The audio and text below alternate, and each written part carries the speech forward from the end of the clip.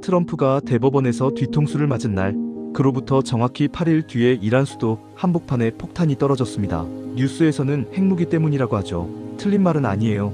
근데 핵이 전부였으면 왜 하필 그 타이밍이었을까요? 돈의 흐름을 따라가 보면 등골이 서늘해지는 그림이 나옵니다. 무기 장사, 선거 표심, 의회 예산, 석유 가격까지 하나의 폭격 뒤에 겹겹이 쌓인 계산을 오늘 전부 풀어보겠습니다.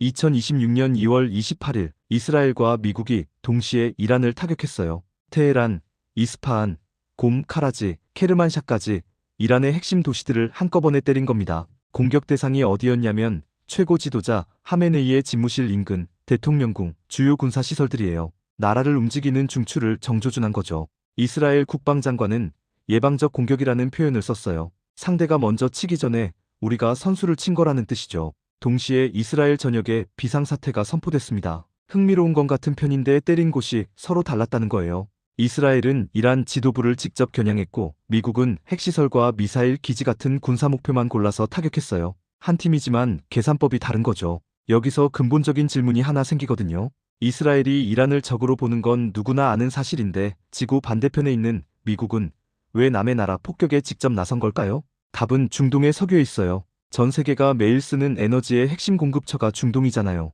미국은 이 지역에서 자기 편이 절실했고 그래서 이스라엘과 손을 잡은 겁니다. 돈도 대주고 무기도 대주고 위기가 터지면 함께 나서는 중동 최고의 동맹이 된 거예요. 반면 이란은 1979년 혁명 이후로 미국과 완전히 등을 졌어요. 그때부터 이란은 미국을 적으로 규정했고 이스라엘과도 원수가 됐습니다. 미국 입장에서 보면 내 가장 가까운 친구의 원수가 핵무기까지 손에 넣으려 하는 상황인 거예요. 그래서 작년 6월에도 한 차례 폭격이 있었어요. 12일 전쟁이라고 불리는 그 사건이죠. 이란 핵시설을 직접 타격했는데 이란은 멈추지 않았어요. 오히려 파괴된 시설을 복구하면서 우라늄 농축을 더 강하게 밀어붙였거든요.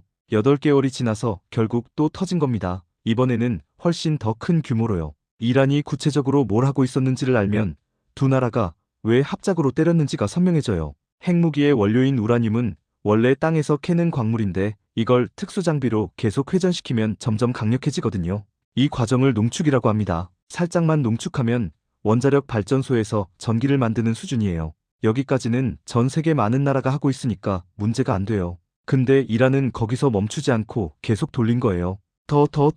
어느 수준을 넘어가면 히로시마에 떨어졌던 그 핵폭탄 14만 명을 한 번에 죽인 바로 그 무기의 재료가 되는 겁니다. 국제원자력기구가 최근 경고한 내용이 충격적이에요. 이란이 현재 보유한 재료만으로 핵폭탄을 최대 10개 넘게 만들 수 있다는 거예요. 전문가들은 이란이 마음먹으면 2주 안에 폭탄용 우라늄을 확보할 수 있는 단계라고 봤습니다. 실제 무기로 완성하는 데는 몇 달이 더 필요하지만 재료가 모이는 순간부터는 멈추기가 훨씬 어려워지는 구조거든요.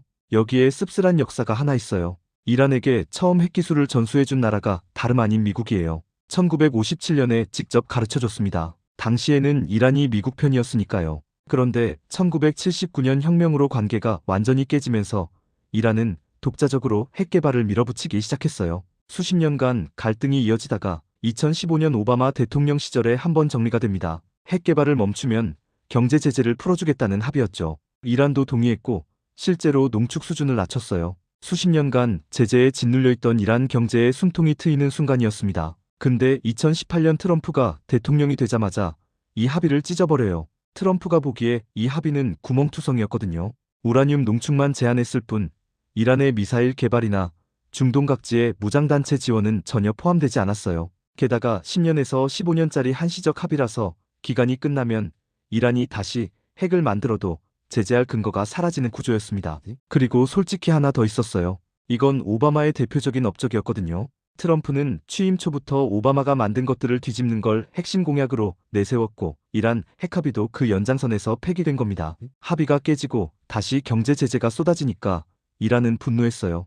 약속을 지켰더니 뒤통수를 맞았으니 우리가 왜 참아야 하느냐 이런 논리로 농축을 재개한 거죠. 그때부터 수위를 쭉 올려서 지금 핵폭탄 직전까지 온 겁니다. 미국이 기술을 가르쳐주고 사이가 틀어지고 한번 합의했다가 깨지고 이란이 다시 올리고 폭격하고 그래도 안 멈추니까 또 때리는 수십 년짜리 악순환인 거예요. 여기까지만 보면 핵 때문에 때린 게 맞아요. 근데 왜 하필 2월 28일이었을까요? 이 날짜에는 별도의 이유가 있습니다. 공격이 터지기 이틀 전인 2월 26일, 미국과 이란이 스위스 제네바에서 세 번째 협상을 가졌어요. 마지막으로 대화를 통해 풀어보자는 자리였죠. 근데 그 전에 트럼프가 시한을 잘라버렸어요. 10일에서 15일이면 충분하다. 그 안에 결론을 내라고요. 사실상 최후 통첩이었던 거예요. 이 안에 결과가 없으면 다음은 폭탄이라는 메시지였죠. 미국이 내건 조건은 이랬어요.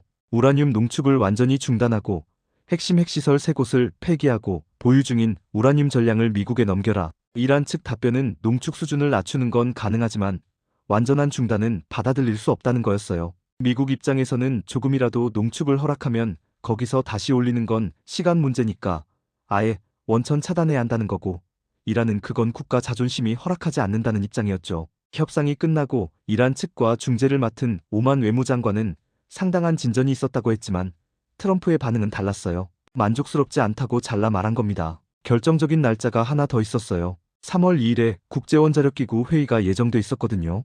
이 기구는 전 세계 핵을 감시하면서 각국이 핵을 제대로 쓰고 있는지 검사하는 곳이에요. 작년 6월에도 이 회의에서 이란에 대한 경고가 나왔는데 그 경고가 나온 지 하루도 안 돼서 이스라엘이 이란을 폭격했거든요. 국제기관이 이란은 문제가 있다고 공식 판단을 내리면 그걸 명분으로 삼아서 때리는 패턴이었던 거예요. 우리 마음대로 친 게 아니라 세계가 위험하다고 했으니까 때린 거라고 말할 수 있으니까요. 그런데 이번에는 회의가 열리기도 전에 먼저 때려버렸어요. 이유가 있었습니다. 이란이 작년에 폭격당한 핵시설을 미친 속도로 복구하고 있었거든요. 이번에는 콘크리트로 감싸고 그 위에 흙까지 덮어서 위성으로도 안 보이게 만들고 있었어요. 지하 벙커로 변환하고 있었던 겁니다. 전문가들은 2주에서 3주만 더 지나면 이 시설은 어떤 폭탄으로도 뚫을 수 없게 된다고 경고했어요. 3월 2일까지 기다렸다가는 영영 손을 쓸 수 없게 될 수도 있었던 거예요. 트럼프가 판단한 상황은 이랬어요. 대화는 사실상 실패했고 핵시설은 날마다 더 깊이 숨고 있고 시간은 이란 편이에요. 그래서 2월 28일이었던 겁니다. 더 미룰 수가 없었던 거죠. 여기까지가 핵과 타이밍에 관한 이야기인데 사실 이란 내부에서는 이것보다 더 극적인 일이 벌어지고 있었어요. 2025년 12월 테헤란의 시장 상인들이 가게 문을 닫고 거리로 쏟아져 나왔습니다. 이유는 단순해요. 돈이 휴지 조각이 됐거든요. 이란 화폐인 리알의 가치가 어느 정도로 무너졌냐면 2015년에 한 달러에 32,000 리알이었던 게 2025년 12월에는 한 달러에 142만 리알이 됐어요. 10년 사이에 화폐 가치가 44분의 1로 쪼그라든 겁니다. 예전에 3만 원이면 살 수 있던 물건을 이제 140만 원 내야 사는 거예요. 물가도 폭주하고 있었어요. 2025년 12월 기준 전체 물가 상승률이 42%였는데 진짜 문제는 식료품이었습니다. 먹을 것 가격이 72%나 뛰었거든요. 밥 먹는 비용이 거의 2배 가까이 된 거예요. 장사를 해도 남는 게 없고 물건을 사도 다음 달이면 가격이 또 오르니까 상인들이 더는 참을 수 없었던 겁니다. 이 시위가 테헤란에서만 끝나지 않았어요. 일주일도 안 돼서 이스파한, 마슈아드, 카라지, 케르만까지 100개가 넘는 도시로 퍼졌습니다. 1979년 혁명 이후 최대 규모의 민중 봉기였어요. 처음에는 물가가 너무 높다, 정부가 무능하다는 경제적 불만이었는데 빠르게 성격이 바뀌었어요. 독재자에게 죽음을, 하메네이를 직접 겨냥한 구호가 터져나왔고 심지어 1979년에 쫓겨난 옛 왕가 팔라비의 이름까지 등장했어요. 정권을 통째로 갈아엎자는 수준까지 간 거죠. 이란 정부의 대응은 대화가 아니라 총이었어요. 시위대를 향해 실탄을 발사했고 인권단체 추산으로 수천에서 수만 명이 목숨을 잃은 것으로 알려져 있습니다. 미국은 이 상황을 주시하면서 기회를 포착했어요. 이란을 바깥에서 폭격만으로 무너뜨리려면 천문학적인 비용이 들거든요. 전투기 파견의 미사일 투하, 자칫하면 전면전까지 갈 수 있잖아요. 근데 지금 이란 국민들이 스스로 이 정권을 거부하고 들고 일어나고 있는 거예요. 안에서 이미 흔들리는 나라를 바깥에서 한 방 더 때리는 것과 멀쩡한 나라를 처음부터 공격하는 건 완전히 다른 차원의 이야기거든요. 트럼프는 불을 더 키우기 시작합니다. 2026년 1월 3일 미국이 베네수엘라를 공습해서 독재자 마두로를 직접 생포했어요. 이 소식이 이란 시위대에게 퍼지면서 분위기가 확 바뀌었습니다. 미국이 마두로도 잡았는데 하메네이도 잡을 수 있지 않겠느냐는 기대감이 퍼진 거예요. 열흘 뒤 트럼프가 직접 이란 국민에게 메시지를 보냈어요. 시위를 계속하라. 기관들을 장악하라. 도움이 가고 있다고요. 미국 대통령이 다른 나라 국민에게 정권을 뒤집으라고 대놓고 말한 겁니다. 실제로 효과가 있었어요. 시위 규모가 더 커졌고 하메네이는 공식 석상에서 모습을 감췄습니다. 안전한 곳으로 대피했다는 보도와 해외 망명을 준비 중이라는 소문까지 돌았어요. 핵시설도 취약하고 정권도 흔들리고 있었으니 때리기에 이보다 완벽한 타이밍은 없었죠. 근데 사실 가장 소름 돋는 이유가 아직 남아있어요.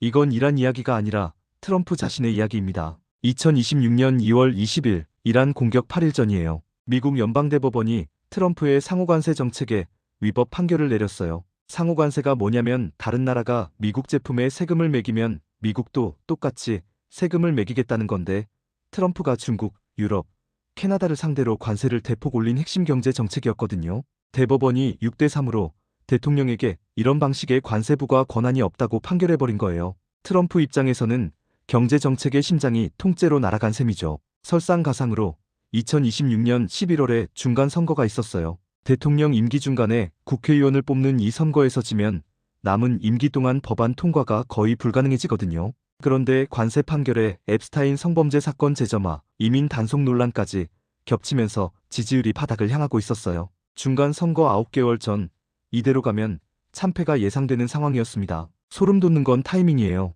대법원 판결이 나온 2월 20일 바로 그날 트럼프가 기자들 앞에서 이란에 대한 제한적 공격을 고려하고 있다고 말했거든요. 뒤통수를 맞은 지 몇 시간 만에 갑자기 전쟁 이야기를 꺼낸 거예요. 미국 언론과 전문가들 사이에서 즉각 나온 단어가 있어요. 외그더독, 꼬리가 개를 흔든다는 뜻이에요. 원래 꼬리는 개를 따라가야 하는데 대통령이 국내 위기에 몰리면 해외에서 큰 사건을 일으켜 국민의 시선을 돌린다는 정치 용어죠. 실제로 생각해보면요. 매일 뉴스가 관세 위법 판결, 앱스타인 스캔들, 선거 위기로 도배되고 있었는데 갑자기 미국이 이란을 폭격했다는 속보가 터지면 모든 관심이 이란으로 쏠리잖아요. 전쟁이 나면 또 하나 변하는 게 있어요. 국민들이 대통령 뒤로 뭉치는 현상이 생기거든요. 나라가 전쟁 중인데 대통령을 비판할 때가 아니라는 심리.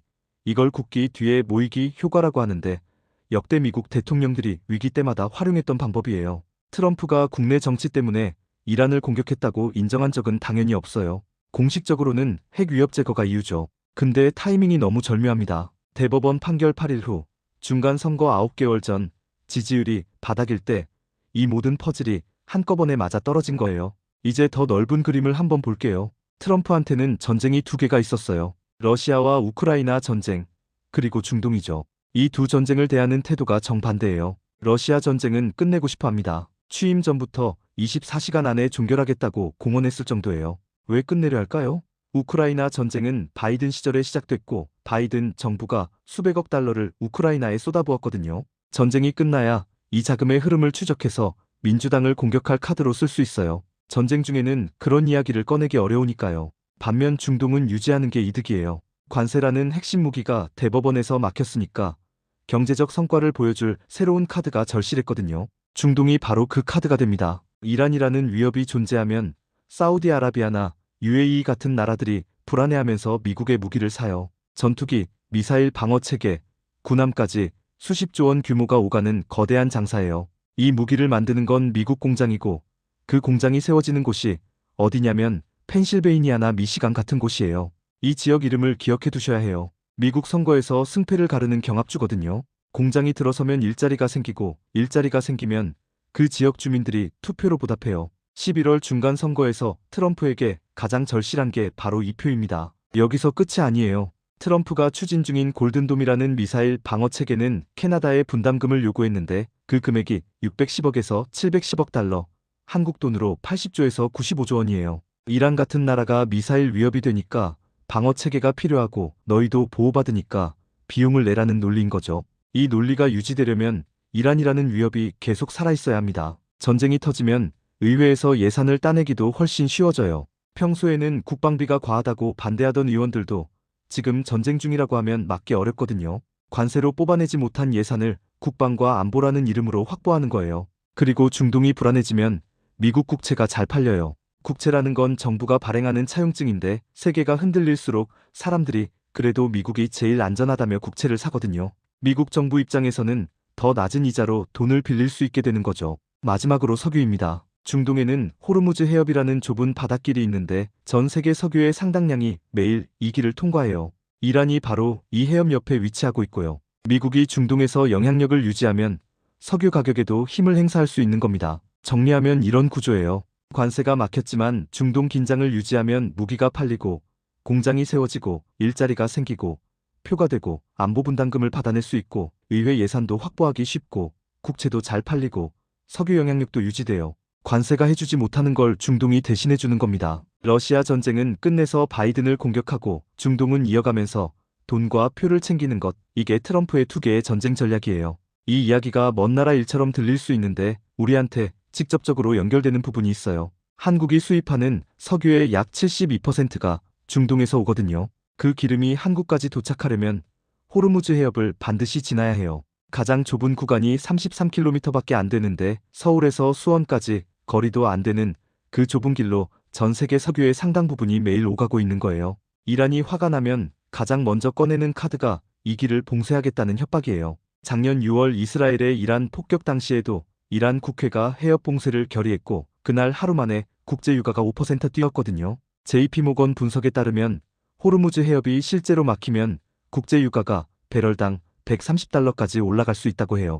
현재 유가가 70달러 수준이니까 거의 2배 가까이 치솟는 거죠. 물론 한국에는 정부와 민간을 합쳐 약 201분의 석유 비축량이 있어서 당장 기름이 끊기지는 않아요. 하지만 전문가들은 전 세계 석유의 20%가 막혀버리면 1970년대 오일 쇼크 수준의 충격이 올 수 있다고 경고합니다. 50년 전 중동 전쟁 때문에 석유 공급이 끊기면서 전 세계 경제가 흔들렸던 그 사건, 한국도 그때 엄청난 타격을 받았어요.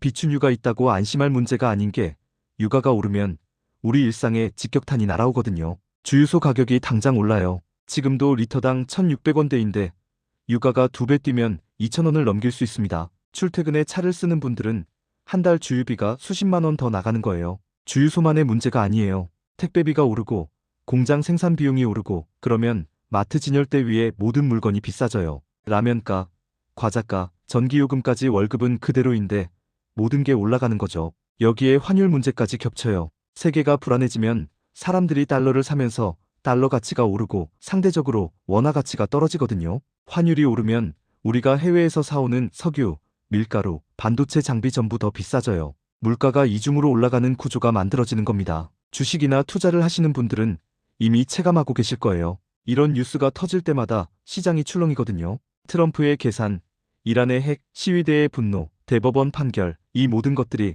결국 우리 주유소 가격, 마트 장바구니, 내 통장 잔고에 연결돼 있는 거예요. 세상에 우연히 터지는 전쟁은 없습니다. 전쟁 뒤에는 반드시 계산이 있어요. 앞으로 어떤 뉴스를 보시든 표면에 보이는 이유 말고 그 뒤에 누가 뭘 얻는지, 돈이 어디로 흘러가는지, 왜 하필 지금인지를 한번 생각해 보세요. 그 질문을 던지는 순간 뉴스가 완전히 다르게 읽히기 시작할 겁니다. 오늘의 영상이 도움이 되셨다면 댓글을 마구마구 작성해 주세요.